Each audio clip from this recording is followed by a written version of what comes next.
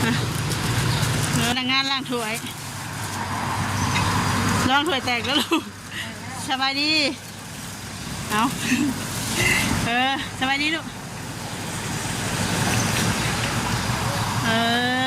เป็นล่ออันนั้นล่อประจำตำแหน่งบ่ลองหมื่นได้เลยไว้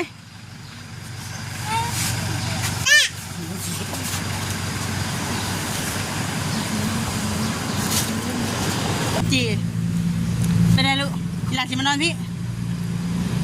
คันตีนเลยเนาะค่ะผมน้ำค้างกัดเลยปูนอยู่เอื้อนเอาปูกันนั่นแหละนอนปูนในห้องน้ำเอาเล่นอยู่เอื้อนนี่ปูนอนมันยังมาได้หลังจากที่เอาไปทาน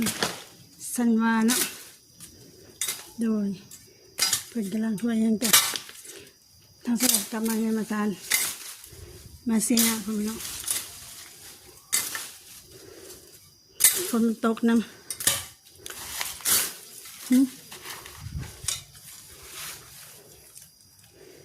เห็ด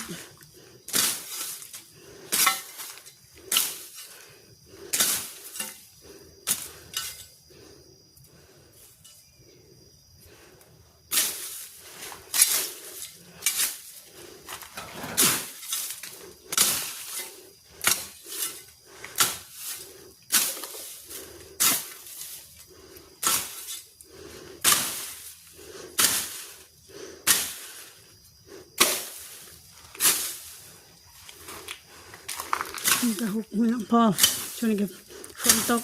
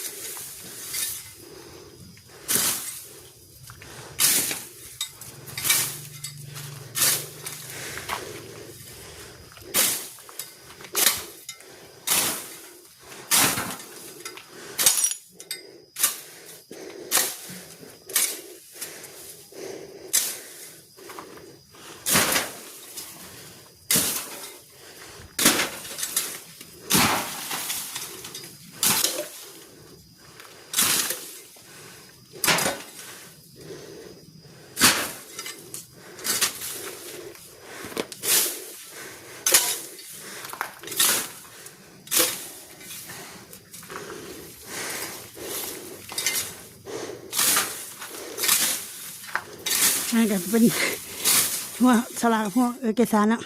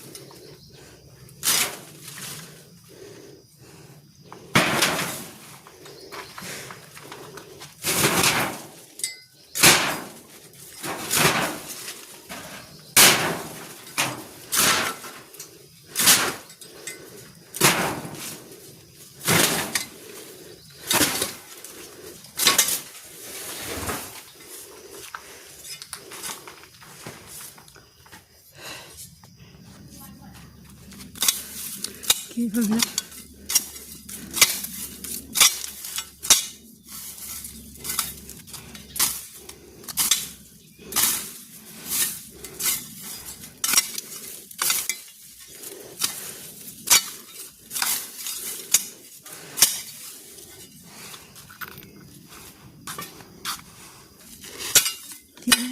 เก็บเที่ยวมัดแหละคุม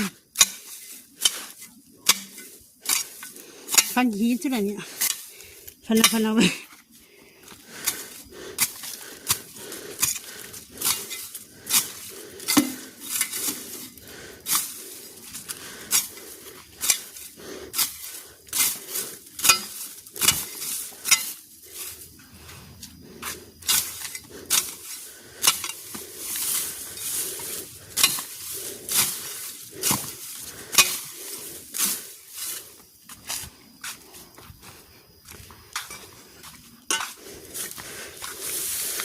เส้นเล็กยังไม่ได้เอาไปได้ยังพันเผาดีจัง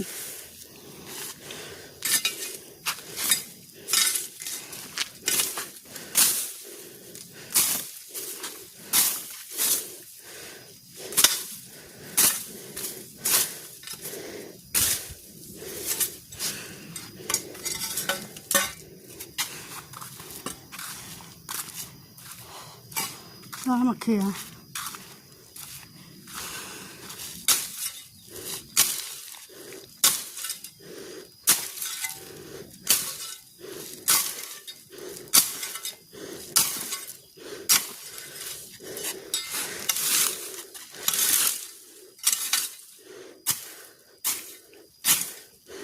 ขึ้นไฟรับมันขึ้นไปแล้วห้ากระมาบางเลย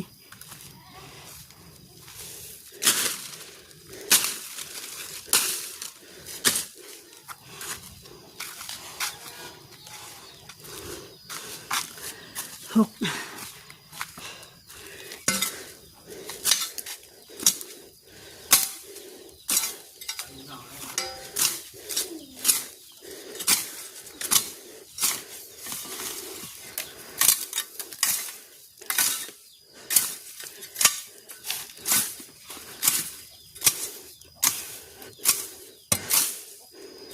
มีผักขมนี่ร้ายแท้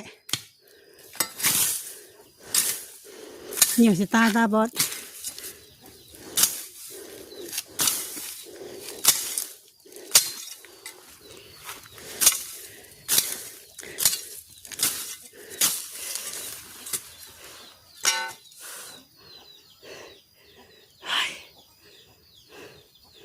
มาดิ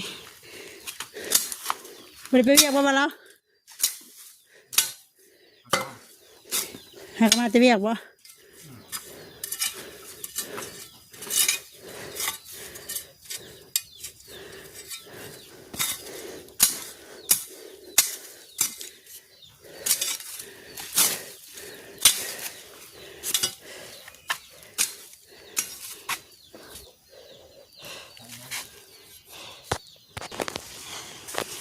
กำลังจะไปอันนั้นมีไปขายอะไรมากหนึ่งยังมากหนึ่งเนาะ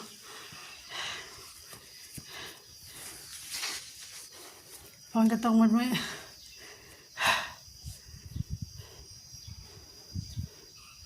พอพี่น้องทางสระเสียยานะทั้งขางเพื่อนอะไรกะพอดีเรียนไปทางนั้นก็เห็นแต่ในหน้าพระเอกของเขาเนาะพอบ้านเขาเนาะพอพี่น้องก็เลยชิมาถามไทยเด้ขนาดอยู่ใกล้ๆกันยังไม่ได้หูเรื่องยังเลยนี่พอพี่น้องเลยโดยเอาสบายดีน้องทงสบายดีเป็นยังไงเด้เนาะช่วงนี้คือว่าเขาบริโภคนะพอตากันไล่มือเติมเลยเจ้าพ่อมันอยู่ตัวบุคคลเรียนไปทางเห็นแต่น้องทงห้อยมียังเด้เนาะวะเป็นอะไรเรื่องเราให้ฟังหนึ่งว่าก็มีแต่ถามมาแล้วจะชี้เราแบบได้แล้วเราให้ฟังเน่เรื่องไอ้นั่นแหละแฟนยังอะไรเป็นอะไรค่ะสินสอดยังนะโอ้ขายสินสอดกับประมาณเท่าไรวะคือว่า60 ล้านบ่เพิ่นกับแบบเพิ่นนั้นเพื่อต่อเนาะแม่นคุยละเอียดแล้วเพิ่นว่าประมาณ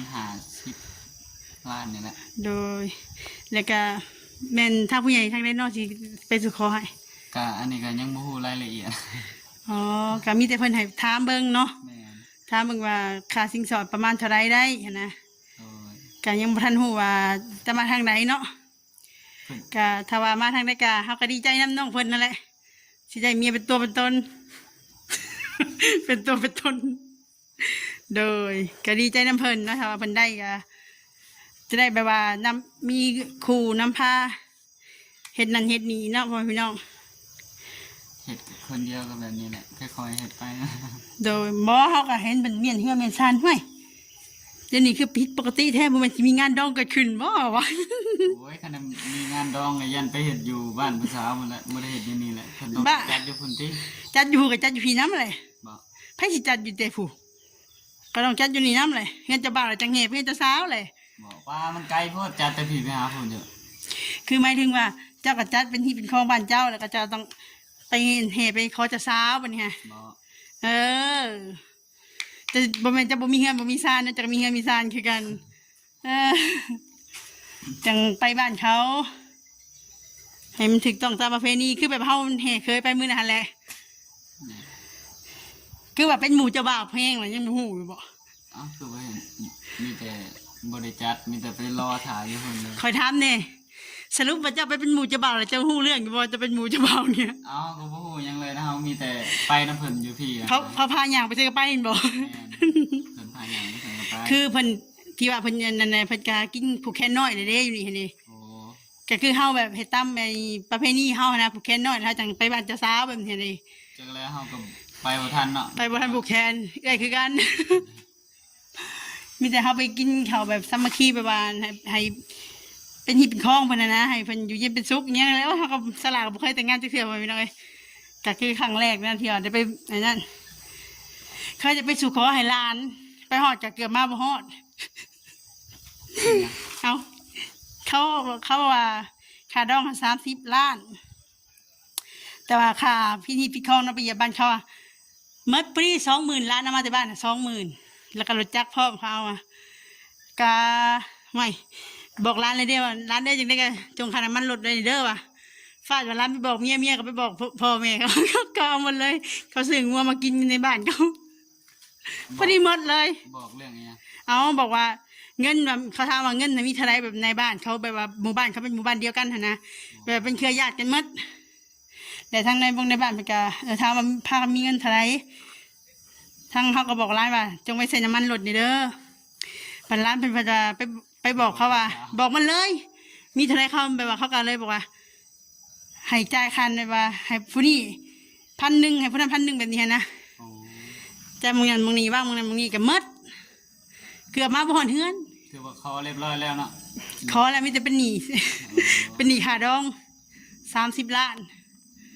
รถเขาก็เอาอีก แม่นเป็นเด้เป็นฮิตคองเขาได้แบบว่าเป็นอยังกับสินสมรสว่าซั่นจ้ะเป็นทรัพย์สินแบบว่าเจ้ามีหยังเนี่ยไปกับเจ้าสาวอหยังหั่นแหละจะสิยอมห่วมกันบ่แบบว่าสมมุติรู้จักเจ้าเนาะจะสิเซ็นให้เจ้าสาวมีส่วนห่วมนำบ่อหยังหั่นนะยุงกัด บริจาคเลือดบ่ หมดใจเลยจังเลยทีน้อย อืม เข้าป่ากันยุงเต็ม เอ้ยเลยยุงหลายเนาะช่วงนี้เนาะเออ เขาก็บริทายคลิปละมันไฟฟ้าดับหายเข้ามา โอ้ยตั้งแต่เมื่อคืนอยู่ฟ้าดับมาป้าโหดท่าอีนี่เมื่อคืนนี่ทั้งฟ้าทั้งฝนทั้งโอ้ น้อง บ่อยว่า ดับมันฟ้าทางเงินตรงเยี่ยมนะฟ้าเข้ามา เฮาเลยย่านแบบว่าย่านเนาะผ้าแตกแห้งเลยเมื่อคืนเนี้ย อัดประตูมันยังฟ้าเข้ามาเลย เออตั้มรวยยามที่ว่ามันสิมาระเบิดแถวนี้ ไฟฟ้าดับแล้วก็แล้ว เออ โอ้ยตื่นมาแบบแบตรุดลงป้าเอ้ยสิก็ยังรุดแบตนะ จะบ่ปิดสัญญาณเน็ตติ เอากับบริปิดหู เอ้าบ่ว่าสิเปิดไฟฟ้าดังบึมๆอยู่โอ้ย เขาก็เปิดตลอด ใครอยู่สตังค์อยู่หมองนี้ นอนคน เอ เดียว อมื้อนี้บ่ได้ไปไส ยังฉาบก็ฉาบอยู่ ไฟหากนมาเมื่อกี้เนาะ อันนี้ก็สิหมดแบตเลยชีนเฮาไปรอขายหมักมี่เมื่อเช้านี่หมักมี่กระถือพ่อแม่พี่น้อยได้30,000 บอก หมาบักใหญ่เด้ บางมียังสีได้เท่าแล้วห้องบวคายบาง โอ้ย ไปขายเขาก็บ่ซื้อแล้ว มันหล่นห้านแล้ว มันร้ายแล้วก็ว่ายอที่ซื้อห้องกับบได้ขายต้องเอาไว้ อันนี้บ่แม่นหมักมี่เฮาไปหับเขามาขายนะเฮาสิไปคืนเขาอยู่เนี่ย โอ้หับเขามาขายต่อ เอาตะกี้เฮายังขายได้หมากหนึงก็บ่ได้แม่นหมากใหญ่ปานใดก็ยังได้7-80 โอ้เดี๋ยวนี้มันลาย โล 3,000 เลย มัน ขนาดม่วงนี่ลาย มันถูกโพดแหละก็เลยว่าบ่ได้หยังเฮาเอาไปคืนเขาแหละ หมักมี่ เขาบอกว่าได้อันนั้น หมักมี่เจ้าสุกแล้วบ่ ยัง ตามไปเบิ่งไป ตามันยังบ่ตีค่ะ ตามยังบ่ตีกันจ้ะ ตามตีตาสูดลงมา ให้มันดูดออกมาเลยบ่ ประมาณนั่นแหละแต่เบื้องนี้ตายังบ่ตีค่ะมันตีได้ทั้งคืนลองของ ลองเคาะมาหัวมาดูสิครับ ของยังบ่ตีครับ ยังพอแล้วฮะ ไอ้มึงมีนางได้มันบ่ม่วงแล้ว มันบ่อันนั้นมันมีอันนี้ มันสิเวลาเฮาเคาะมันสิเป็นแบบว่าเดี๋ยวไปเคาะมันกันหน่อยไป ปุ๊บอ่ะ เดี๋ยวสิพาน้องทงไปเคาะหมักมี เพื่อหมักมีเป็นซุกเพื่อจะได้ฮู้สลากกับเด็กน้อยซ้อนต้องมาซ้อนนี่ขั้นให้อธิบายมันบ่ถึกนะต้องสัมผัสเอง